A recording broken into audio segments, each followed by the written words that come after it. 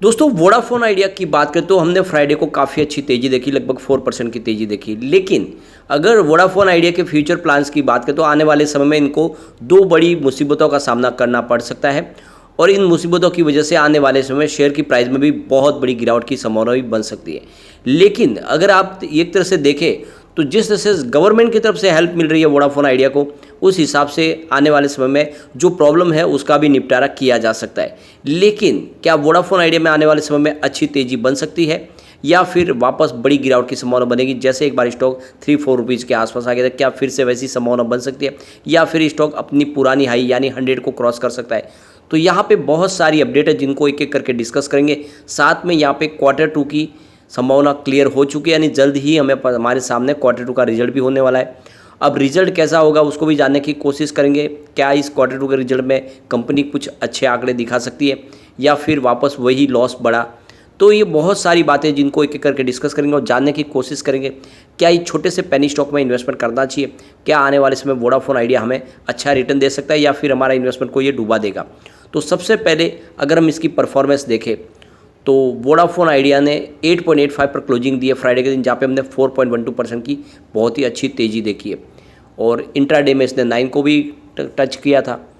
वैसे इसकी हाई देखें तो 17 अप्रैल 2015 को 118 की थी, 118 से स्टॉक काफ़ी नीचे आया और 15 नवंबर 2019 को ये 3.65 तक आ गया, यानी 3 रुपीज़ के आसपास आया था, काफ़ी नीचे गया था। अभी फ़िलहाल ये 9 रुपीज़ के आसपास स्टॉक है। अब यहाँ पे अगर पिछले एक साल की इसकी परफॉर्मेंस देखें तो करीब 22% अभी भी ये डाउन है और अगर हम 6 मंथ के हिसाब से देखें तो 8.29% डाउन है, क्योंकि 9.65 की प्राइस थी 31 मार्च के दिन। यहाँ पे 1 मंथ के हिसाब से भी 2.75% डाउन है स्टॉक। तो आप देख सकते हो कि लगातार पिछले एक साल से स्टॉक लगातार डाउन ही आपको दिखाई देगा। इसके वॉल्यूम को अगर हम देखें तो पिछले एक महीने पहले इसका 19 करोड़ का वॉल्यूम था, 1 वीक पहले 20 करोड़ का वॉल्यूम हुआ था और थर्सडे को 30 करोड़ का वॉल्यूम हुआ था, फ्राइडे को भी 30 करोड़ का ही वॉल्यूम हुआ। तो वॉल्यूम में अच्छी खासी बढ़ोतरी हो रही है और पूरे बाजार में वॉल्यूम के मामले में नंबर 1 पे है वोडाफोन आइडिया।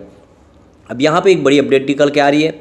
यहाँ पे आप देख सकते हो कि वोडाफोन आइडिया की तरफ से एक्सचेंज को जानकारी दी गई है कि उन्होंने ट्रेडिंग विंडो को क्लोज कर दिया, यानी 1 अक्टूबर से आज से ट्रेडिंग विंडो क्लोज हो चुकी है और इसके पीछे वजह यह है कि कंपनी ने अपने Q2 की तैयारी कर ली है और इसी वजह से जो सेबी का लॉ बना हुआ है जिसके तहत एक बार जब रिजल्ट पूरा क्लियर हो जाता है, यानी जिससे मैनेजमेंट को समझ में आ जाता है कि रिजल्ट के क्या प्लस पॉइंट है क्या माइनस पॉइंट है, तब उसके बाद में उनके लिए ट्रेडिंग बंद हो जाती है ताकि उसका कोई वो मिसयूज ना कर पाए, कोई गैर फायदा उठा ना पाए। अब आप देख सकते हो कि वोडाफोन आइडिया कंपनी से संबंधित जो भी है, चाहे उनके प्रमोटर हो या फिर बोर्ड के सदस्य हो या फिर एम्प्लॉय, सबके लिए इनसाइडर ट्रेडिंग रोक दी गई है सेबी की तरफ से। और ये जो ट्रेडिंग वापस विंडो खुलेगा ये तभी खुल पाएगा जब ये अपना रिजल्ट डिक्लेयर कर देंगे, उसके 40 आवर्स के बाद में ही वो फिर से अपनी नॉर्मल ट्रेडिंग शुरू कर पाएंगे। तो ये आप समझ सकते हो कि ये इनसाइडर ट्रेडिंग के लिए ट्रेडिंग विंडो को क्लोज कर दिया गया है, ये सेबी के नए रूल्स के तहत। अब यहाँ पे एक बहुत बड़ी टेंशन वाली खबर निकल के आ रही है वोडाफोन आइडिया के सब्सक्राइबर के लिए, साथ में वोडाफोन आइडिया के लिए। यहाँ पे इंडस टावर की तरफ से एक बड़ी वार्निंग दी गई है वोडाफोन आइडिया को कि जो भी उनका पुराना बकाया है वो अगर समय पे नहीं चुकाया गया तो आने वाले नवंबर मंथ से वो अपनी सर्विस को बंद करने वाले, यानी वोडाफोन आइडिया के कस्टमर को कोई भी सिग्नल नहीं मिल पाएगा। तो यहाँ पे एक तरह से देखें तो एक बड़ी वार्निंग दी गई है, पैसे उन्हें चुकाने होंगे।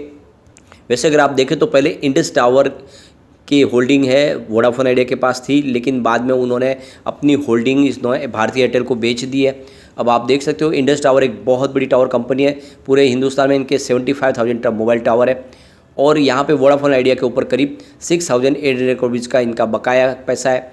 इसके अलावा American tower company 2,400 crore rupees का बकाया मांग रही है वोडाफोन आइडिया के ऊपर। तो ये कंपनियों का बकाया है और अब मोबाइल टावर कंपनियां सख्त हो गई है कि आप अपना पुराना कर्ज चुकाएंगे तभी आपको आगे सर्विस मिल पाएगी, वरना आपकी सर्विस बंद हो जाएगी। तो एक तरह से बहुत बड़ी मुसीबत आ गई है वोडाफोन आइडिया के लिए। अब यहाँ पे एक्सचेंज की तरफ से भी क्लेरिफिकेशन मांगा गया था, क्या ये जो पेपर में न्यूज़ निकल के आ रही है क्या यह सच है, क्या आने वाले समय में वोडाफोन आइडिया की सर्विस बंद हो जाएगी? तो इसके ऊपर वोडाफोन आइडिया की तरफ से भी अपना क्लेरिफिकेशन दिया गया है। उनका कहना है कि बात ये सच है कि इंडस टावर ने उनसे पेमेंट की बकाया रकम मांगी है और हम उनसे बातचीत कर रहे हैं और बीच का कोई भी रास्ता निकालेंगे, जल्द से जल्द ये जो है प्रॉब्लम का हम निपटारा करने की कोशिश करेंगे। यानी कुल मिला के जो बात है वो सच है। इंडस टावर ने अब स्ट्रिक्टली फैसला ले लिया है कि वोडाफोन आइडिया को उनका पुराना चुकाना होगा कर्ज। यहाँ पे अगर आप देखें तो वोडाफोन आइडिया की तरफ से कहा गया है कि जो भी पुराना बकाया रकम है उसको हम चुकाने के लिए इंडस टावर से बातचीत कर रहे हैं, उनसे कह रहे हैं कि कोई हमें मोहलत दे, साथ में हम इस पेमेंट को चुकाएंगे, लेकिन उसके लिए थोड़ा सा हमें एक आपको समय देना होगा, उसके साथ में हम धीरे धीरे करके आपकी जो भी बकाया रकम है उसको चुका देंगे। यहाँ पे अगर देखें तो इंडस टावर के जो कस्टमर है उसमें सबसे ऊपर भारती एयरटेल है और सेकंड नंबर पे वोडाफोन आइडिया है जिनको सर्विस दे रही है इंडस टावर। यहाँ पे अगर आप देखें तो 2020 में कंपनी के बोर्ड ने 25,000 करोड़ रुपीज़ की फंड रेजिंग की तैयारी की थी, उसकी परमिशन भी ली थी, लेकिन अभी तक वो सिर्फ 5,000 करोड़ रुपीज़ की ही फंड रेजिंग कर पाए। और इसी वजह से अगर आप देखें तो ये सारा का सारा जो बकाया है रकम वो वोडाफोन आइडिया चुका नहीं पा रहा है। तो ऐसे में अगर आप देखें तो वोडाफोन आइडिया की सबसे बड़ी प्रॉब्लम है फिलहाल फंड, और उसको फंड नहीं मिलने की वजह से आने वाले समय उनकी जो भी सर्विस है उसके ऊपर बहुत सारा निगेटिव इफेक्ट पड़ सकता है। यहाँ पे एक बड़ी अपडेट निकल के आ रही है, वोडाफोन आइडिया के लिए जो सबसे बड़ी प्रॉब्लम है फिलहाल वो है फंड की कमी, और इस वजह से उनका बिजनेस आगे बढ़ नहीं रहा है। ऐसे में अगर आप देखें तो टावर्स कंपनियों को पैसे चुकाने हैं, इसके अलावा 5G सर्विस शुरू करनी है, पैसे बहुत चाहिए, लेकिन उनके पास फंड नहीं है। वो चाहते हैं कि उनकी जो लैंडर्स है, जिन बैंकों ने उनको कर्ज दिया है, वो उनकी क्रेडिट लिमिट को और बढ़ाए और थोड़ा सा कर्ज दे, लेकिन बैंक अब तैयार नहीं है। बैंकों का कहना है कि जब तक प्रमोटर अपनी तरफ से यहाँ पे फंड और ऐड नहीं करेंगे, हम इसमें नया कर्ज देने को तैयार नहीं। उनको एक तरह से देखें तो उनके जो रकम है उसकी अब यहाँ पे सुरक्षा नहीं दिख रही है। उनको लग रहा है कि वोडाफोन आइडिया में पैसे देना यानी पैसे डुबाने के बराबर है, आगे जाके ये NPA बन सकता है, और इसीलिए यहाँ पे बैंकों ने इनकार कर दिया है। वोडाफोन आइडिया के जो लैंडर्स है उसमें सबसे ऊपर स्टेट बैंक ऑफ इंडिया है, फिर इंडसइंड बैंक है, IDFC फर्स्ट बैंक, फिर यस बैंक और फिर IDBI बैंक। इन बैंकों ने वोडाफोन आइडिया को कर्ज देकर रखा हुआ है, लेकिन अब वो नया और कर्ज देने को तैयार नहीं है। तो यहाँ पे जो एप्लीकेशन दी है कंपनी की तरफ से वो रिजेक्ट कर दी गई है या फिर उसको होल्ड पे रखा गया है। तो कोई भी लैंडर्स है जो अभी फिलहाल वोडाफोन आइडिया को कर्ज देने को तैयार नहीं है, यानी कोई भी भरोसा नहीं कर रहा है वोडाफोन आइडिया की परफॉर्मेंस के ऊपर, और आने वाले समय उनको नहीं लगता कि उनका पैसा वापस रिकवर हो पाएगा। सभी बैंकों को लग रहा है कि आने वाले समय हो सकता है कि उनका जो पैसा है वो NPA बन जाए।